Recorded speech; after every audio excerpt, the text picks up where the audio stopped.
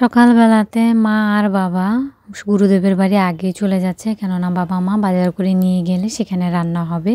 তো বাবা তো আগেই বাজার করে রেখেছিল। এখানে দুটো ইলিশ মাছ নিয়েছে, কই মাছ নিয়েছে, আর নিয়েছে শিঙি মাছ, সঙ্গেতে কিছু চালও নিয়ে নিয়েছে। গুরুদেবের বাড়িতে শিশুদের নাকি বাজার করে গিয়ে রান্না করে খেতে হয়, সেই উপলক্ষে আজকে যাচ্ছে। আর আমরা একটু পরে যাব, কেননা এত সকাল সকাল আমাদের গিয়ে কাজ নেই, সেজন্য বোনা সব কিছু গুছিয়ে দিচ্ছে। আর আমার মা এখানে মায়ের পান রেডি করছে। মা পান ছাড়া তো একদমই চলতে পারে না। নমস্কার, শুভ সকাল। আপনাদের সবাইকে স্বাগত জানিয়ে শুরু করছি আজকে নতুন ব্লগ। আশা করছি আপনারা সবাই যে যেখানে আছেন ভালো আছেন, সুস্থ আছেন। ঘড়িতে সময় এখন 10:41। উঠেছি অনেকক্ষণ হয়। এই যে কালকের ধোয়া জামা কাপড়গুলো মা আজকে রোদে দিয়ে গেছে। আর ঘুম থেকে উঠে দেখে মা রেডি হয়ে গেছে। ওই যে আজকে গুরুদেবের বাড়ি যাওয়ার কথা, মা তো চলেই গেছে। এখন হচ্ছে আমরা রেডি হব, আস্তে ধীরে রেডি হয়ে তারপর বেরোবো। আমি এখনও কিছু জামা কাপড় ভিজিয়ে দিয়েছি, সেগুলোকেও ধুতে হবে। ধুয়ে তারপর জলখাবার খেয়ে তারপর হচ্ছে যেতে হবে।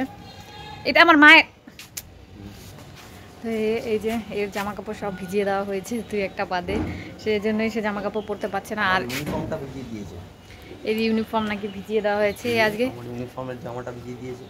এই আজকে কি যেন খাবে, পান্তা ভাত খাবে। হয়েছে ব্রাশ? চলা তাড়াতাড়ি ভাত দিয়ে দিই। পান্তা ভাত খাবে, কালকে রাতেই বলে রেখেছিল।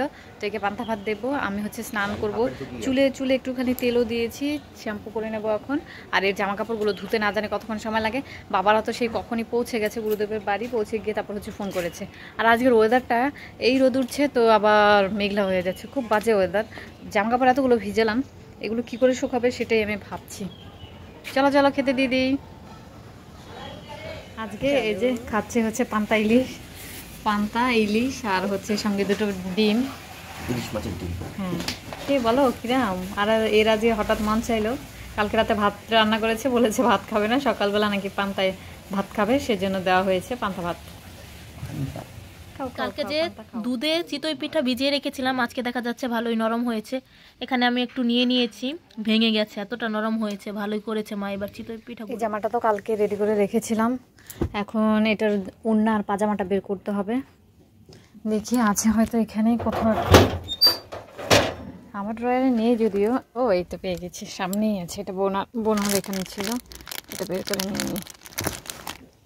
ব্যাস আমার আউটফিট রেডি। এবারে তাড়াতাড়ি করে স্নান করে বেরোলে পরে এটা পরেই জলদি চলে যাব। একটা বের করে নিয়েছি। স্নান করে আমি একেবারে জামাটা পরেই চলে এসেছি। আর জামাটা পরার পর মনে হচ্ছিল এত টাইট বানিয়েছি যে পরার পর আমার নিজেরই অস্বস্তি লাগছিল। এরপর আমি একটুখানি সাজতে বসে গেছি। আর সাজতে বসে আমি আমার কোনো জিনিসপত্রই ঠিক মতো পাচ্ছিলাম না খুঁজে, কেননা অনেক দিন তো সাজা হয়নি। আর কোথায় না কোথায় কী রেখেছি, সেই জন্যই জিনিসপত্রগুলো খুঁজে পাচ্ছিলাম না। তো তাও তাড়াহুড়ো করে রেডি হয়েছি। রেডি হয়ে বোনাকে বিদায় জানাতে এলাম। বোনা আজকে আমাদের সঙ্গে যাচ্ছে না, আর বোনা না গেলে কোথাও আমার একদমই ভালো লাগে না। বাংলাদেশে আসার পর থেকে যেখানেই যাই বোনা সঙ্গে থাকে, সেজন্যই অনেক বেশি খারাপ লাগছিল বোনার জন্য। রেডি হয়ে গেছে। এই জামাটা পুজোয় কিনেছিল আর পরেনি, আমারও ছিল, আমি সেটা রাখিনি, একজনকে দিয়ে দিয়েছি। তো এটাই পরে আজকে যাবে। আর চুলগুলো একদমই আশ্রয়নি, সাথে একটা মিষ্টির পোটলা নিয়ে গেছে দিদি। আর জামাই বাবু বেরিয়ে যাচ্ছে, টাটা। আর আজকে আমাদের বাড়িতে আর কেউ নেই, পুরো উঠানে কাপড় ভরা। এখন মানে আমি স্নান করতে চলে যাবো, থাক এরকম যেরকম আছে সেরকম। মিস্টার দাস চলে যাচ্ছি, বোনা ওখানে একা রয়েছে। বোনার জন্য বেশ মন খারাপ লাগছে। বোনা ওই যে একা ওর থাকতে হচ্ছে। আমি তো তালা লাগাই রাখ, বাড়িতে আর কেউ নাই যদিও, সেজন্যই নিতে হবে। দাদা চলে গেছে আগে, এখন আমি আর মিস্টার দাস জলদি যাই, নাইলে পরে আবার দাদা রেগে যাবে।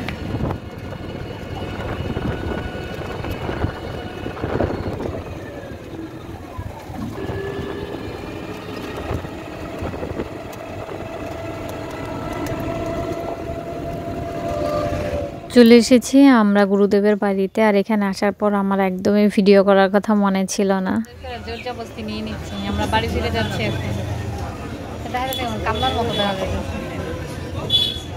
চলে এসেছি বাড়ি এসে সন্ধে দেখিয়ে দিয়েছি। আমরাও ঢুকছিলাম, আমার বোনাও সবাই দেখলাম ঢুকলো। তো এই যে এখানে সন্ধে দেখানো আমার হয়ে গেছে। এখন জামাটা চেঞ্জ করবো। আর এই জামাটা এত বাজে সেলাই করেছি আমি, এত লুজ ছিল না, ফিটিং করতে গিয়ে এত ফিটিং করে ফেলেছি, মানে কি বলবো, দেখতে বিচ্ছিরি লাগছিল মনে হচ্ছিল। তো এটাকে আবার খোলাবো, আমি ভাবছি খুলে তারপর আবার সেলাই করব, এভাবে নয়তো আমার ভালো লাগছে না। ঠাকুরকর্তাদের বাড়ি থেকে এই যে এতগুলো দুধের বোতল নিয়ে আসা হয়েছে। এখানে কয় লিটার দুধ আছে গো? 10 লিটার দুধ আনা 10 লিটার আনা হয়েছে। এত জায়গাও মনে হয় ফ্রিজে নেই। মিস্টার দাসের জন্য এত ডাব পাড়া হয়েছে, সে সারাদিনে খেতে সময় পায় না, তাই সন্ধ্যাবেলায় আজকে নিজেই দেখলাম ডাব নিয়ে এসেছে খাওয়ার জন্য। 7:55 এখন 55 কি বললাম, 7:55 এখন বাজে। ওই যে ঠাকুরকর্তাদের বাড়ি থেকে খেয়ে এসেছি, তো সেই দুপুরবেলা খেয়েছি, সকালবেলা একদম না খেয়েই চলে গেছিলাম। আর ঠাম্মি এত মানে টেস্টি রান্না করেছিল, কি বলবো, মনে হয় যে যখন খেয়েছি তখনই খাবার হজম হয়ে গেছিল। এখন এত খিদে পাচ্ছে, কি খাবো বুঝে উঠতে পারছিলাম না। তো সেদিন এই টেস্টি ট্রিট থেকে এই বিস্কিটটা কিনে এনেছিলাম, পাইনঅ্যাপল। এই বিস্কিটটা খুবই ভালো লাগে। তো এখন ভাবছি এটাই বসে বসে খাবো। অন্য কিছু খেতে গেলে আমাকে আবার বানাতে হবে, এখন বানাতে ইচ্ছা করছে না, এত খিদে পাচ্ছে যে আগে মনে হচ্ছে কিছু খেয়ে নিই, তারপর হচ্ছে বানাবো। আর আজকে কীর্তনের দলও তো আসবে, সেজন্য এখন বাইরে গিয়ে আবার লেপালেপিও করতে হবে, কখন জানি আবার চলেও আসে, বলা যায় না। আর যেন কি বলবো, আর জামা কাপড় তো চেঞ্জ করে নিয়েছি, সেগুলোও গোছানো হয়নি, গিয়ে গোছাতে হবে। এখন ঝটপট করে আগে একটা এগুলো নিস না, এগুলো নে। কেন, এগুলো কি হয়েছে? ওগুলো তো বেশি, যখন ধরবে না তখন দিবে। এখান থেকে নিয়ে হ্যাঁ কটা কেটে দে, একটু বেশি করে কেটে রাখি। বেশি করে কেটে রাখবি, এখনই কেটে রাখবি? ঠিক আছে, কাট। আর দেবো, আর লাগবে? এই যে বেশি করে কেটে রাখো, তাহলে পরেও সুন্দর মতো করতে পারে। আও, কালকে যে নারিকেলটা চলেছিল সেটা এইভাবে খেয়ে নিচ্ছে। কেন বোতলে গ্লাসে ঢেলে খেতে পারলি না? কেমন কি জানি ন্যালোচ পড়ছে, আর কিভাবে খেয়ে নিচ্ছে।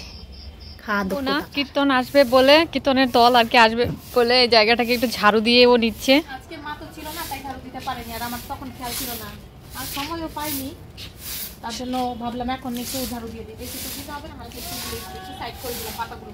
হ্যাঁ, সাইড করে দে। আর এই যে এখন লেপার জন্য জল এনেছে, আজকে চাপটা কি সুন্দর লাগছে। আর আমাদের গাছের এখান থেকেও যেন আরো বেশি সুন্দর লাগছে, খুবই সুন্দর লাগছে আজকে চাপটা। আজকে সূর্যটাও অনেক সুন্দর ছিল। নে লেপালেপি কর। আর কার্তিক মাসের আর কদিন বাকি আছে? আর বেশি না, মনে হয় শনিবার পর্যন্ত আছে। শনিবার পর্যন্ত আছে? আমি তখন দুপুরে গাছে জল দিয়েছিলাম, অনেকটা জল কি হয়ে রয়েছে। কি হয়ে রয়েছে? ও এই গাছটা দিয়েছিলে, একটু এই দিকে করে দে, ওই দিকটায় গ্যাপ রাখ যাতে ওই দিক থেকে ঘুরতে পারে, ঘুরে। হ্যাঁ হ্যাঁ হ্যাঁ, এই তো very good job, very good job. পচা হয়ে গেছে, গোল কর। বেশি জল ঢেলে ফেললি, আর কেমন করে ঢাললি? ঠিক আছে, রাখ, কর, লয় ফেললে। আর আমি ওই যে তখন সন্ধ্যাবেলায় দাদুর এখানে প্রদীপ দিয়েছিলাম, তুলসী মণ্ডপে একটা দিয়েছিলাম, এই যে এখানে এটা নিভে গেছে, কিন্তু দাদুর এখানে একটা জ্বলছে, জ্বলুক। হলো তোর? কি চক্রা বকরা করে, দেখুন কি করেছে, চক্রা বকরা করেছে, একটু গোল এই মতো করে এসে খেতেই রয়েছে, তো খেতেই রয়েছে। এই যে দুইটা ডাব ফাটিয়ে নিয়েছে, একটাতে এই যে ভালো হয়েছে মোটা, আর একটাতে খুব পাতলা। এটা খেতে বেশি মজা, এটাও খেতে মজা হবে, বেশি একটা শক্ত হয়নি, নরমগুলোই মজা।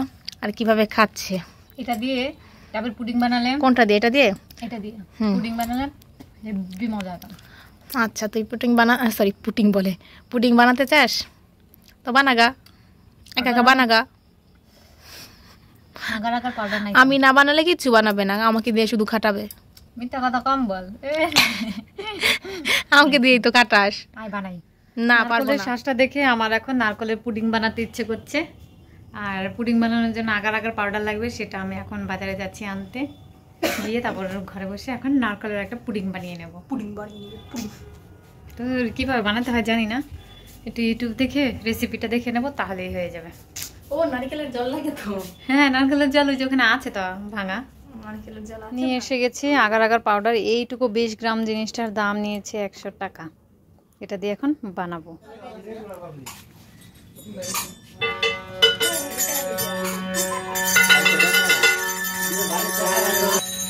ওই পাশে কীর্তনের দল চলে এসেছে, এখন আমরা ছুটে ছুটে যাচ্ছি আমাদেরগুলো জিনিসপত্র আর কি রেডি করতে বলতে কি অর্ধেক জিনিস তো রেডি করে এসেছি। এখন হচ্ছে ধূপ জ্বালানো হবে আর বোনা প্রসাদ দেবে, তাই তো।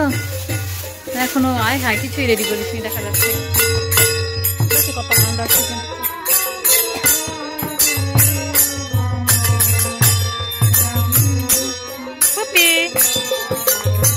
ডাব নিয়েছিলাম, তাতে খুব অল্প জল হয়েছে, সেজন্য আমি আরও একটা ডাব নিয়ে এসেছি।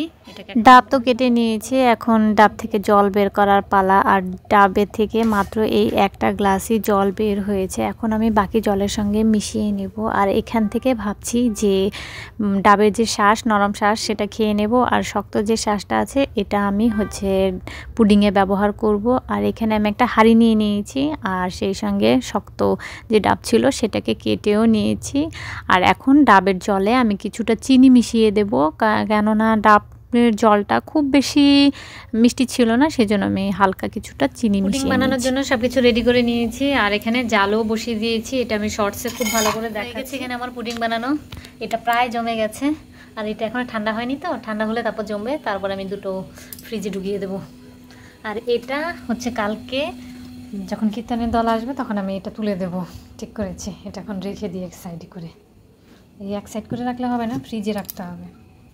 খুলে যেখানে রেখেছি সে তেমনি আছে, এখন এগুলোকে পরিষ্কারও করতে হবে। যে তখন তাড়াহুড়ো করে সেজে গুজে চলে গেছি, সেগুলো রাখা হয়নি, এখন গুছিয়ে সব রাখতে হবে। রাত এখন বেজে গেছে প্রায়, কোথায় সময় হচ্ছে প্রায় রাত বেজে গেছে 10:22। এখন ঝটপট করে গুছিয়ে ফেলে আমারও মুখ টুক ধুতে হবে। আমি আর বোনা ঠিক করেছি যেদিনকে শেষ আর কি কীর্তন হবে, শনিবার দিন মেবি, সেদিন হচ্ছে রাধাকৃষ্ণ সেজে আসে, সেদিন আমি আর বোনা যাব সেই কীর্তনীয় দলের সঙ্গে। ওনারা আজকেও বলছিল যেতে, কিন্তু আজকে যাওয়া তো আর সম্ভব নয়, কি চাইলে যাওয়া যেত, কিন্তু আজকে আর যাইনি। আর এখন এই জামাটা গুছিয়ে রাখতে হবে। আর এই জামাটা সেলাইটা করেছি, সেলাইটা একটু লুজ হলেই আমার মনে হচ্ছে এটা ভালো হতো। জামাটা এমনিতে তো দেখতে ভালোই লাগছে, এত টাইট করে কি করে বানালাম আমি জানি না, এটাকে আবার খুলতে হবে। এই সাইডটা বেশি টাইট হয়েছে মনে হচ্ছে, তো এই সাইডটাকে একটু খুলে আবার সেলাই করতে হবে। সেলাই করলে তাহলে যদি গিয়ে পরে ভালো লাগে। গুরুদেবের বাড়িতে আজকে উচ্ছে ভাজা হয়েছিল চিংড়ি মাছ দিয়ে, কিন্তু দিদা সেই উচ্ছে ভাজা আমাদেরকে দিতেই ভুলে গেছে, তাই বক্স ভর্তি করে বাড়িতে পাঠিয়ে দিয়েছে। পুডিংটা ঠান্ডা হয়ে গেছে, এখন এটাকে ফ্রিজে ঢুকিয়ে দেবো। মিস্টার দাসটা ঘুরে মাত্র এলো, এখন বাজে 11:30। তো আজকের ভিডিওটা আমি এই পর্যন্তই রাখছি। যদি কিছু ভালো লেগে থাকে তাহলে অবশ্যই লাইক কমেন্ট শেয়ার করতে ভুলবেন না। দেখা হচ্ছে আপনাদের সাথে পরবর্তী একটা নতুন ভিডিও নিয়ে। ততক্ষণ পর্যন্ত আপনারা সবাই ভালো থাকবেন, সুস্থ থাকবেন। Tata, good night, bye. আবার যেন দেখা পাই। আর এই কর্নারটা আমার খুব পছন্দ হয়েছে, এখানে ছবি তুলে খুব সুন্দর আসছে। ছোট যে বাটিতে আমি পুডিং করেছিলাম সেখান থেকে মিস্টার দাসকে খেতে দিয়েছি। মিস্টার দাস তো বুঝতেই পারছিল না এটা কি হয়েছে, আর এটা নাকি খেতে বেশ ভালোও হয়েছিল। তো আপনারাও বাড়িতে বানিয়ে ট্রাই করতে পারেন।